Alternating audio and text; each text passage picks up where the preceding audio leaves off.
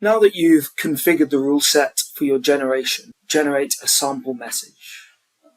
To ensure that you've fully configured your generation, simply click the Generate button here. Once finished, this can be picked up from the VIP executor. Download the results and you can open up the file that's been generated. Now that you're happy with your data rules, you can generate the template. To do this, you click Generate Template, download and view your template. Templates will contain the parameters that you have set, any calculations that are taking place, the structure of your message with the embedded synthetic functions, along with references to any parameters and static values. It will also contain controls over the structure of your message, any conditions that you may have set, coded in C# Scriben, and can be edited manually and updated to include custom functions. For more information on that, please see the knowledge base. Save this on your local machine, ready to be uploaded to your test data server and attached to your data activity. Now that we've created our template and data rules, return to your data activity and first of all to attach our rule set version.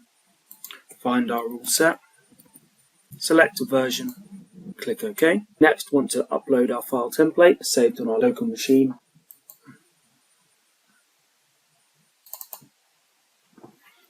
To find the location, click Execute.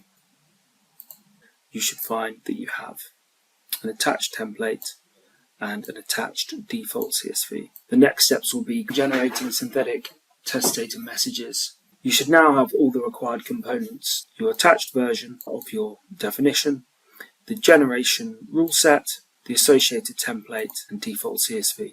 There are two different methods to generate your message. The first method, go to Actions and click Create Message Submit Form. Select your server.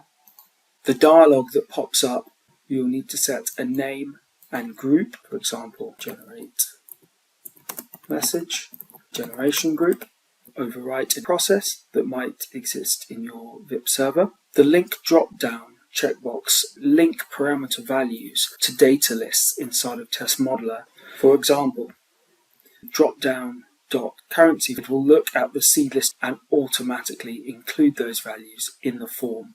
Add in drop-down lists for enumerated types to pick up a list of values from a validation set. Run the validate and export the form in an Excel format before actually creating the job directly inside a VIP executor.